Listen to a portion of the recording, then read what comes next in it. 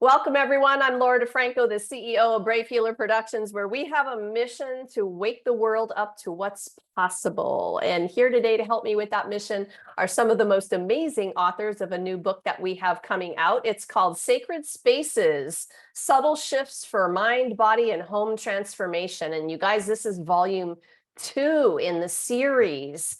And before I introduce these amazing women to you, I want to say a huge thank you to Colleen Avis.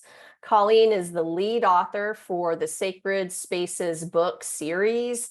And Colleen, thank you so much for your mission and for getting all of these stellar author experts together for this beautiful book. We would not be here without you. So let me introduce you now to the authors that I have with me today. Ali Lowe is the founder of Ready, Set, Go, a lifestyle management coaching firm, a yoga medicine teacher where she uses yoga-like medicine, and the author of Ready, Set, Go, Your Road Trip to Wellness. Ali has been able to guide her clients from where they are to where they want to go. I have Anne Keating with me today. We got 2 Anns today, so you guys, I'm being very careful, okay? So Anne Keating is the creator of Can't Beat Plants, where she works with clients who want to incorporate more healthy, plant-based food into their daily lives. And Anne-Gaëlle Benoit is a mindful aging coach supporting beautiful souls in their journey to self-love and empowerment with a body, mind, and skin approach. And oh my goodness, I think I have Christina Kaufman with me. Yes, I found your bio. Okay. She is a trauma-informed yoga teacher who empowers others to move from surviving to thriving through practices of whole self-care and present moment awareness. Y'all, I am so excited to have all of you here today to talk about sacred spaces. Ali, we're going to start this party off with you. Tell us about your amazing chapter. Well, thank you, Laura. My chapter is 22, and it is the journey from darkness, finding your way into the light. And it is about the time where I found my sacred space in the Anza Borrega Desert. It was night, it was dark, and I was unexpectedly on my own. And not only was I physically lost, I was metaphorically lost. My divorce was final. I was a new mother. I just adopted my daughter the year before. I was trying to start up my HR consulting firm, and I was trying to balance everything. And I was stumbling and falling down a lot. A little hesitant to get back up. I lost my resilience. And it was funny when Colleen asked me to write a chapter, we noodled, my new favorite word, over it. And I just wanted to share this experience because I have a feeling I wasn't alone.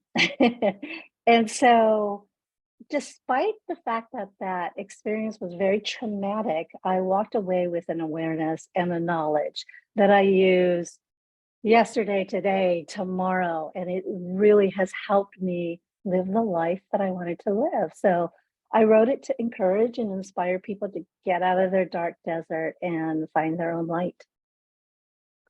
You know, it was hard to put your chapter down. I don't know very many people who have been on that maybe extreme of an adventure, but found themselves literally alone in the middle of it. And I wonder how you now think about, like, you know, our worst traumas, even though we don't know it in the time that we're in them, can be the biggest opportunities. You mentioned something about, you know, living in a certain way now. How do you live now, having been through? I don't want to give you all the secret to her chapter. You're going to have to read this story. But what's one of the ways you live now because of that? Well, I appreciate life, I'll tell you, because during that experience, I didn't know if I was going to make it out. My priorities were very set. I loved my daughter. I wanted to see her grow up. And that helps me in this everyday life because I know that big picture. I know what's important to me and I know my determination. And I just believe in myself. I know that things will work out the way it works out and that I will do my best to get there. Yeah, that's I mean, that's huge. I think we need reminders. You just had a really big one.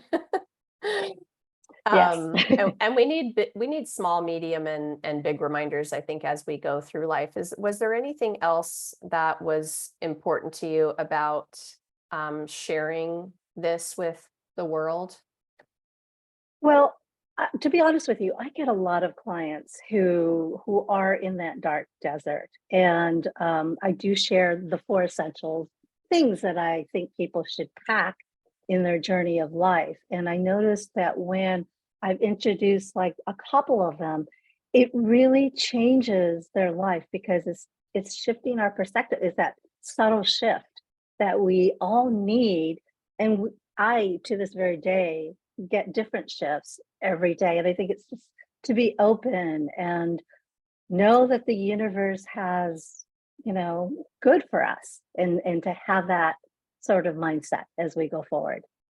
Yeah, awesome. Thank you for being here, Allie. All right, you guys, stay tuned. More from Allie in just a minute or two. Christina, how about you? Tell us about your amazing chapter. Hello, hello. Good to be here with everybody. Thank you, Laura.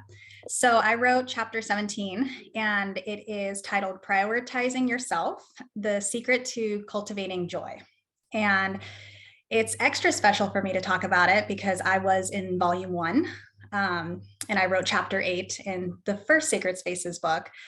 And what's so special about this chapter is that I'm writing from a different place, I guess. I have a little bit more, like you'll read it as well, more joy and ease. And the way that I like to describe this chapter, it's really a look into kind of all the work that I've done and showing the readers kind of the fruit of, all of this hard work from the first chapter I shared. And so I really just talk about kind of this ease in life that I have really created. And I work very hard every day to kind of get there, to embody it and to be that light when I walk into a room. And so it's just I love the word subtle. That's why we're all here, but it really is these small things that we can do every day to put ourselves first without feeling guilty. And the more that we're able to do that for ourselves, the more we can show up for others. And I feel like that's really kind of what my whole chapter is about, is not being afraid to be like, what does Christina need? And how can I take care of myself so that I can show up for others? And it's not really a sequel to my first chapter. It's really almost like I was saying, like almost the results of the shadow work that I have really brought into my everyday journey. This is what I have to show for it. So I'm glad you went there with the term shadow work.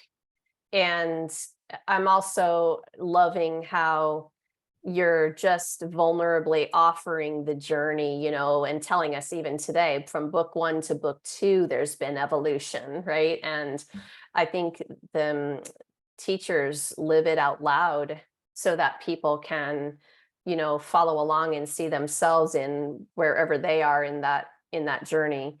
But you mentioned shadow work, and I wonder if you could just give a brief explanation for someone who's maybe hearing that term for the first time.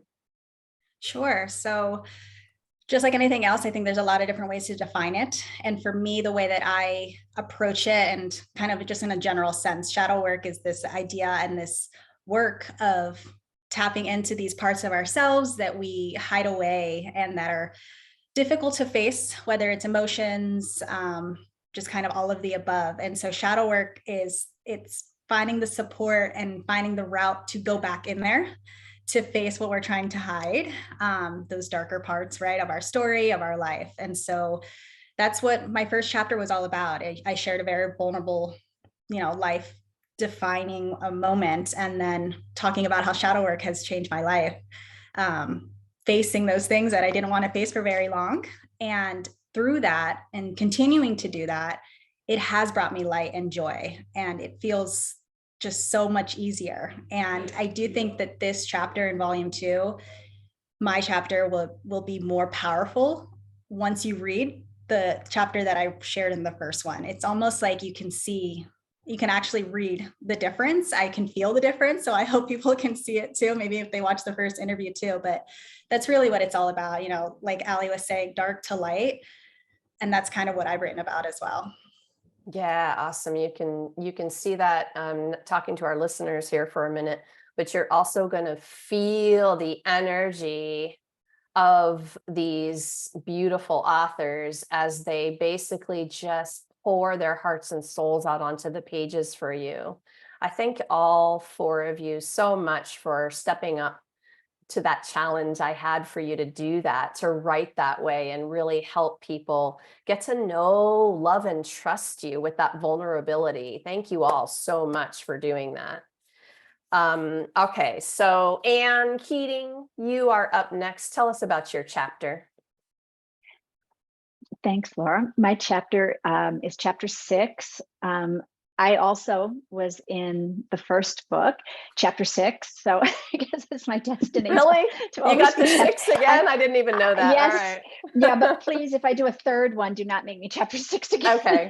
Yeah, that, well, So- no, forget that. Yeah. so my chapter is spontaneous creativity and finding the fearlessness. So in the first book, I wrote about probably what was the most traumatic moment in my life, which was when I was diagnosed with breast cancer. And it was kind of about my journey through that and finding a new path on the other side. And it's what inspired me to go plant-based. So this time I kind of wanted to not focus on any one event, but focus on just the idea of creativity, because I feel that probably part of my journey was unleashing some of the creativity that I had as a child, that we probably all have as a child. You know, you go to the mall and there's little kids, you're out and it's July and they're dressed like Spider-Man or a princess, and they're having fun with it and they're going with it. And I think as adults, we tend to lose some of that. And so I just wanted to kind of focus in this chapter on going back and finding that joy in being creative and kind of going your own way and finding your own path and just having a lot of fun and not being afraid of what's going to happen when you do that.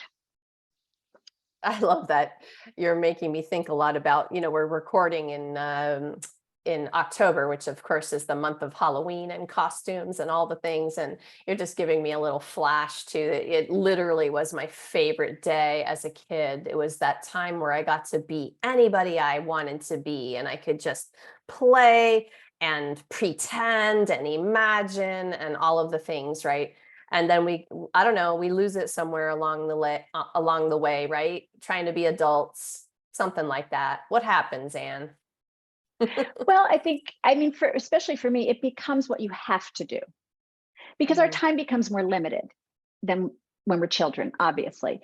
But it for a lot of us, it just becomes a chore and what we have to do to get through the day, to get through the week.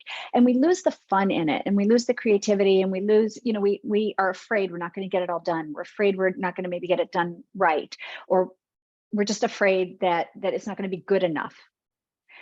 But if we can kind of push that aside and just allow the creativity to come through. So instead of stressing over, oh, you know, my kid has a report due, or I have to do this, if we can just kind of take a breath, and kind of for me, cooking does that. It unleashes that creativity. And I know a lot of people, oh, I hate to cook, but it's because I think sometimes it's fear holding you back, that I just got to get something on the plate fast, and I just got to do this. And we kind of stifle the creativity of opening the fridge, and instead of saying, oh gosh, I only have this, saying, oh wow, I have this, I can do something with that. and not being afraid that it's not going to be the perfect meal, or that somebody isn't going to, think that it's the best thing they've ever put in their mouth. I know I need those reminders on a daily basis. I'm going to remember that tonight when it's dinner time. I love that, Anne. Thank you. Thank you for being here. Stay tuned, you guys. We'll hear more from Anne in just a moment. And that means that AG is next. And then we're going to call her AG today, you guys. I'm going to keep my Anne straight. Tell us about your amazing chapter. Hi, Laura. Thank you for having me. Really happy. So my chapter is chapter 15. It's called Finding Love. So the first title was much longer than that. It was Being Single All Your Life and What I've Learned About It. So it was not really suitable, but in a sense, it's what I try to convey in the chapter. And at the end of the day, it's, reminding that the best relationship you can have starts with you. And all the relationship you will have is a mirror of the relationship you have with you. So what I've learned along the way is to improve the relationship I had with myself. And guess what? I'm not single anymore. Late in age. And I really appreciated it because it allows me to have a very different kind of relationship, much more mature, much more in observation, much more in compassion, and much less in need. And my idea was to help probably all the single ladies out there who can feel the pressure of the society, who struggle with their relationship. You have to work, to start to fall in love with yourself, and the rest will come very naturally. So yeah, that's the essence of my chapter mainly. Do you ever have the question from people, if you've begun a relationship with somebody and then over the time of that relationship, you find yourself, you find your voice, you develop and nurture the relationship with yourself. So essentially you become somebody totally different than the person that started that relationship, right? Then what? Anne, what do you think about when that happens? It can be very challenging with your actual relationship, because if your partner does lose you somehow, it's a bit uncomfortable with your partner because you're changing. So they are not living with the same person as before. And if sometimes they don't want to change, or because they are projecting on you what their own, needs as well. So it can be a good way to try to grow together, or, to end the relationship, because I'm not a believer that the people who are crossing our lives are here for a moment to teach us. Sometimes they have to go, sometimes they stay for long. That's life. But all the time you need to drive this with compassion and to attention, because for me, it's not good enough to work on your own journey and to do it on a more egoic part. If you love this person, you have to pay attention to their needs as well. And because you know better, you need to know better for them as well. So but sometimes it doesn't work, and the other person has to go, and you have to leave this relationship. So there's no rule on that. It's very challenging. I think the best way is always to make the choice of love, to make the choice of, compassion, attention for yourself and for the other as well. So it's the most important. Yeah, it's complicated and challenging many times. And I don't ever want anyone to let that scare them away from this beautiful self-development journey that brings you to this very special place, right? Where you can attract probably a relationship that you didn't even know you could have. Exactly. Yeah. Because most of the time when you start your relationship on a need perspective, you don't need it at some point anymore. So that was not the right person for you. And then you need to find somebody else. So all of you have written about sacred spaces, and those spaces many of you are talking about the spaces within right? And there's also spaces like right here in my office. There's all kinds of spaces. I want to know what this means to you. Ann Keating, you first on this one. What to you makes a space sacred? Well, I think to me, a sacred space is just where you are your authentic self, where you feel comfortable, where you are happy. And whether it's inside yourself, exploring like creativity and fearlessness, or whether it's outside yourself, which is in my kitchen, makes me happy. It can be anywhere. To me specifically, I really do enjoy being in my kitchen. That is my sacred space. That's where I feel that my inner self and my outer self really come together. That's where I feel they both kind of become one, and I just can relax. It's almost meditative to me to be in the kitchen and to be just focusing on that one thing, and all of the other stuff goes away because it has to. And I know it's still there in the back of my mind, but it's taken a back seat and letting me have just a joyful time. I love that you just said when it's the inner and the outer converge, and those things. Yeah, I love that idea. Integration of all the spaces, right? Within and without. AG, how about you? What makes a space sacred to you? So for me, it's very interesting because when you talk about inside and outside, have teaching in Ayurveda, and Ayurveda, the environment is the external body. So there's no difference between what is outside and what is inside, basically. For me, what really works and what is very special is contact with nature. I never feel better than when I walk in the woods or when I'm by the beach or outside.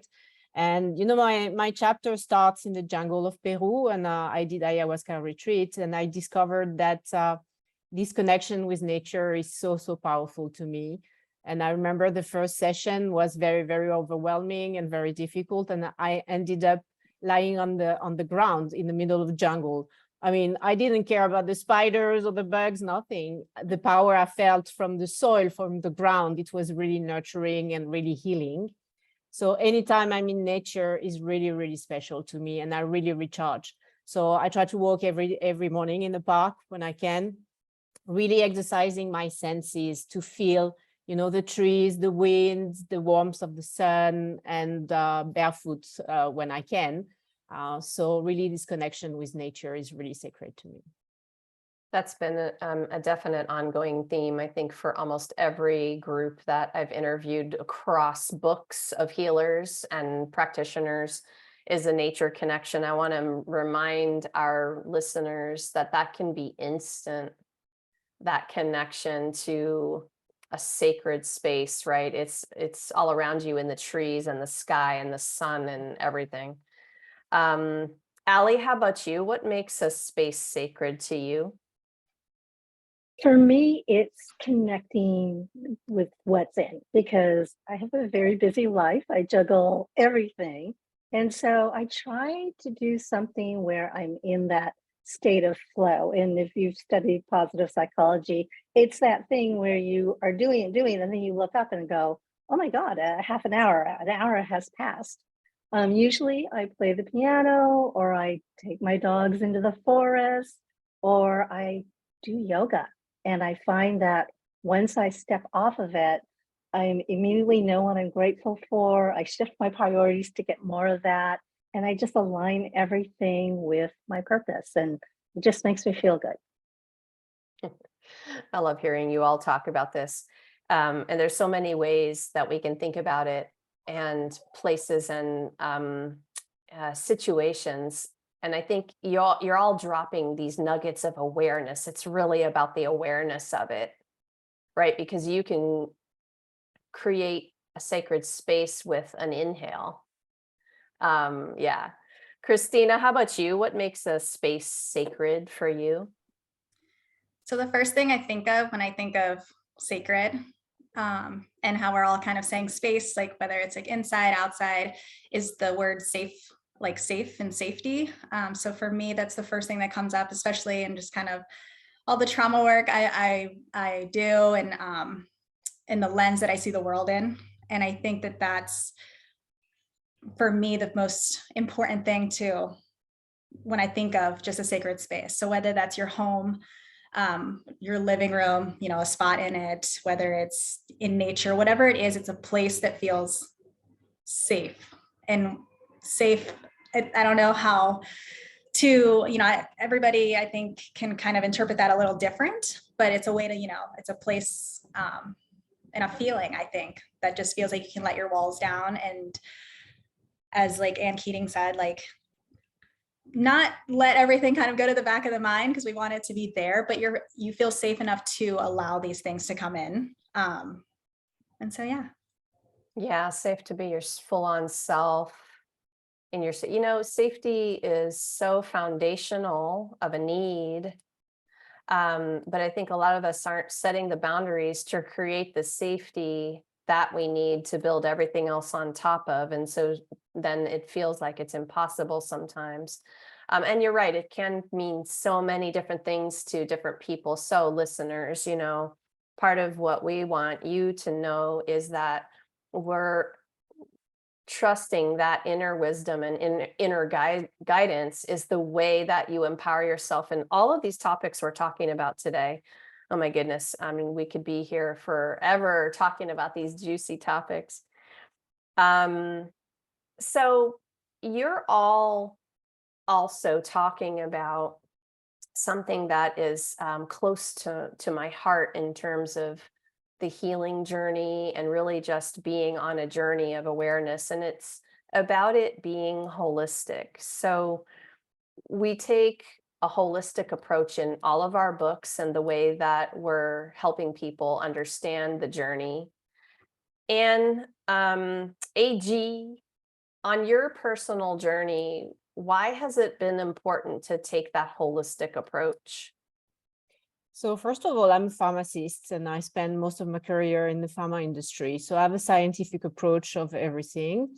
And I think the first step I had was doing Ayurvedic retreats. And it was really important to me to maintain, when I did my first Panchakarma retreat, I was very scientific in the way I approached it. So I was really open to the meditation and to the rituals, but I always try to understand what is the physiological, you know, mechanism behind that. So in my journey, it's really important to maintain a kind of science-based approach with a more, you know, alternative spiritual and mind approach, basically. And that's why I really loved in Ayurveda is the connection with body, mind, and spirit. And, you know, with my journey in personal development, I really increase this connection about what's the impact on your body and your physiology about all your thoughts, all your beliefs, all the meanings.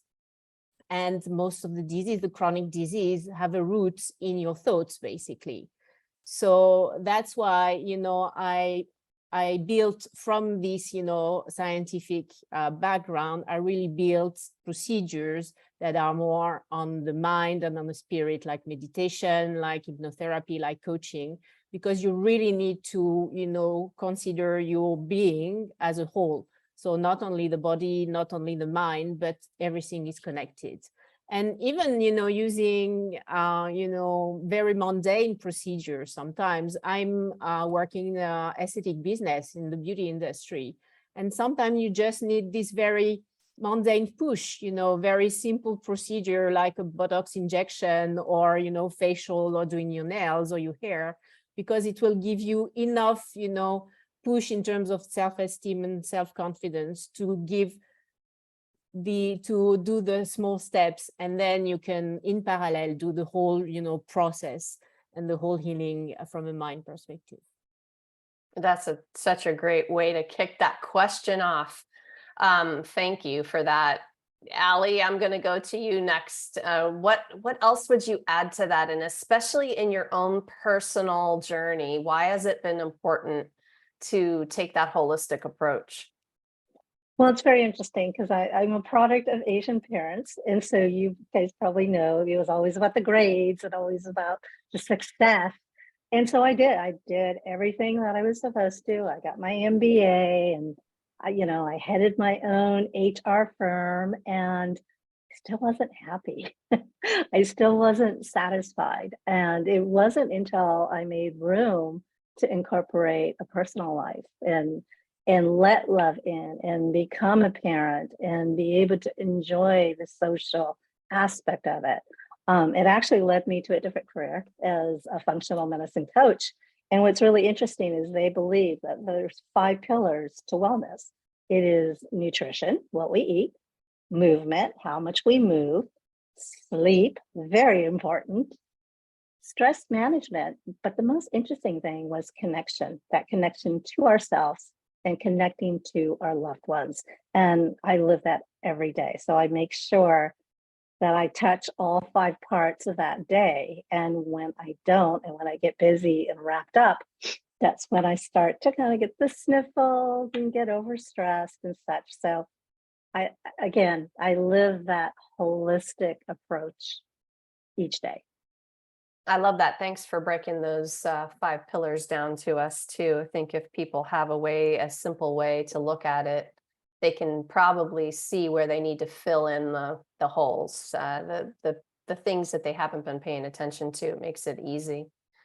How about you, Christina? What about that holistic approach for you? What's it meant? Personally, I feel like where it really was a pivotal moment for me to take on and kind of, discover a holistic approach was growing up. I had a lot of physical health issues that just made no sense, kind of. And how, AG was saying, a lot of it has to do with our mind and our thoughts. And so, again, coming back to this trauma work and the way that we store it in our body and the way that I did for 20 years, it just wasn't making any sense. All these different physical issues I was having that nobody could tell me what was wrong. And so once I started to discover and explore a holistic approach and kind of take it into my own hands and start to discover all these different layers to ourselves and all these different options, right? We're all different. And also as we grow, we need different things. And so for me, it's been life-changing to look at it through a lens of these layers that we have and all these different tools that we have. And so looking at everything, I'm always like, it's like a circle, and it's constantly changing. But for me, that's really where it's so personal for me, is that once I started to shift and explore, I guess, I was able to give myself answers and starting to see the progression in my health and how it was connected physically, mentally, energetically. And it's just been an amazing journey so far. That's huge. I think if you've been told by doctors or whoever, we don't know what's wrong with you, or we can't find anything wrong with you, yet you're sitting there knowing something's wrong with you. And that's because they're narrowing their focus, their blinders are on to the whole picture. Something that, I feel really passionate about in terms of when you get care. But what I love the most about what you just said, Christina, is you were empowering yourself to find the answers when you began to look at the whole picture.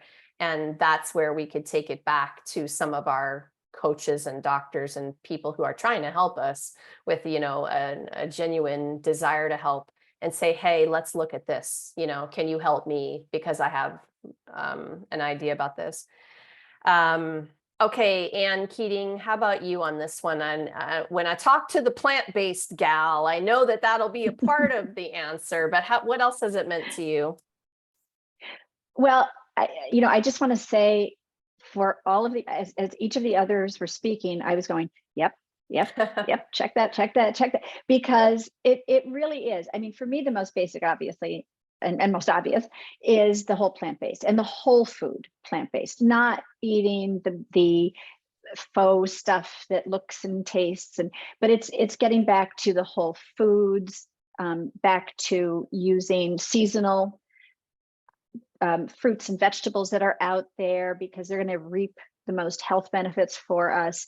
But it really does. And what started me on, as I mentioned earlier, was being diagnosed with cancer and going into it with a very Western mindset of, okay, I'll take whatever you got, give it to me. But it didn't work. And I had to find something else.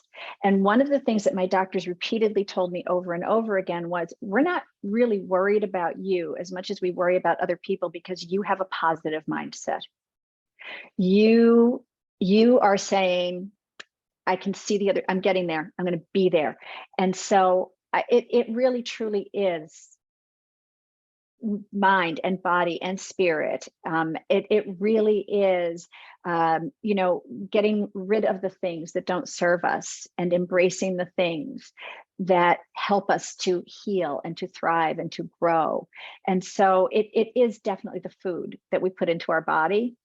But the food alone can't really do everything for us. It's got to be that whole combination of all of the things that we need, the sleep and the mind and the spirit and being able to just meditation and yoga and all of the things that we do, our bodies have to move. And so I was just like, everybody that said something, I was like, yes, I agree 100%. I know I feel that way with every answer to every question. Like, yes, yes, yes, yes.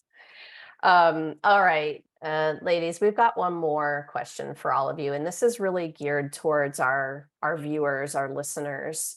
Some days are harder than others on this journey. And I think that because we are in the practice and the discipline of these things that we're talking about today, it might be easy sometimes for us to say, oh, do this, this, and this. There's 100 things you can do, right? Christina, I'm going to start with you for this one. What is that simple piece of advice that you want to give our listeners today? Somebody who might just be stepping on that path, to give them an easy entry point. What do you want them to know today? I'm going to share kind of what I do that's very small, that I share with people that I love who kind of have approached me with this, I'm overwhelmed. Where do I start? Or, like you said, not every day some days are easier than others. And one thing that I do share in this chapter that I just want to share now is I ask myself every morning, what are you going to do to feel good today? And so I invite anyone who's listening to maybe start there and just ask yourself when you wake up, what can I do to feel good today? And that could be as small as take that extra 10 minutes to sit with your cup of coffee, or take an extra lap around the block, or go get your nails done, or, something that makes you feel good. And it doesn't have to be this grand gesture. It's starting small, and just kind of giving yourself grace and compassion. And I'm really saying that from someone who did not give myself grace and compassion for a very long time. So start where you are, meet yourself where you are, and you'll get there. That's perfect. Thank you, Christina. And Keating, you're up next on this one. What's that simple thing that you want our listeners to know today? To just be open, to allow something to ignite that little spark of creativity every day. And it doesn't have to be a big grand thing. It can just be the tiniest little thing, the smallest little thought, and to not be afraid to embrace that, to enjoy it, to have fun with it. Yeah, I love it. I love it. Seems to be a little bit of a theme there, huh? I mean, you're both reminding so far, Christina and Anne, you're both reminding everybody, it can be tiny. It can be just a few seconds. It can happen in an inhale, right? I love this. AG, how about you? So the first one, if I may, I will give you two because super easy. The Okay. first one is first time you do when you wake up is smile. Even if you don't feel like it, you have to force yourself to smile because your brain will wire in a very positive way. You can do that before going to sleep as well. It's like Amy Cuddy said, fake it until you make it. It's really neuroplasticity working. So just smile. And the second one is write on your mirror with your lipstick, I'm enough and I am loved. So you see that every day. And the way we talk to ourselves is so important, that choose the right words and write, loving words to yourself and tell loving words to yourself every day. It seems a bit artificial in the beginning, because we are not used to that, but it's totally changed your world. And writing on your mirror, it's very easy. So do that. And I'm telling you, it will change your world. I love that. And it's how you would want the people you love to feel anyway. So we're doing it with ourselves, for ourselves, and that's how we give it to others as well. All right, Allie, you're going to close us out today. How about you? What's your thing you want everyone to know? So I'm going to be like AG, and I have two things. One, when I'm hitting that roadblock, I change my approach. Instead of asking, getting upset or getting angry, I take more of the curious approach. And I say, is it the mood? Are there other factors? Or is this a red flag? My mind, my body telling me to look at this further. And so that just changes that whole mood, because it's like, oh, now it's investigating. The other thing that I tell my clients, and I tell myself, just take that one small step. If you don't want to go for the walk, put your shoes on.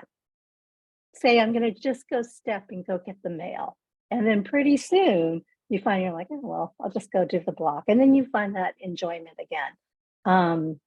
Those two things have gotten me through many, many hard days. I love it. I especially love the get curious piece. Like something is happening and you feel yourself moving into a trigger reaction. I just pause, I take the breath, and I'm like, that's interesting. Yes. And I I'm try learning to to say shift that it. a lot. Yes, I know. There's a lot of days, some days you feel like you say that all day long. Oh, it's really interesting. But curiosity can it can be an immediate shifter. Subtle shifts, you guys. Sacred Spaces, Volume 2, subtle shifts for mind, body, and home transformation. Authors, thank you so much for what you do in the world and for being here today to share it with everyone. Thank you, ladies. Thank you. Thank you. Thank you. Thank Thanks you. for having me. So to all of our listeners, remember to drop down into our show notes now, because I know some things that you heard today made you curious. And maybe you have a question or you need a little bit of support. All of our authors are hooked up down there with their websites, and they're very generously there for you to help you make that next step. So explore their sites, see all of the awesome things that they're up to. And of course, you're invited to our live stream book launch party for the book, when we'll have all of the Sacred Spaces 2 authors with us November 4th. And that's going to be 10 a.m. Eastern on the Brave Healer Productions Facebook page. I've got you linked up below for that. And if you're listening anytime to this interview around the first week of November, that means you can also hop over to Amazon, because the book will be ready for your purchase. You can start your journey today. And lastly, today, everyone, remember, your words change the world when you're brave enough to share them. So it's time to be brave. See you next time, everyone. Bye, ladies.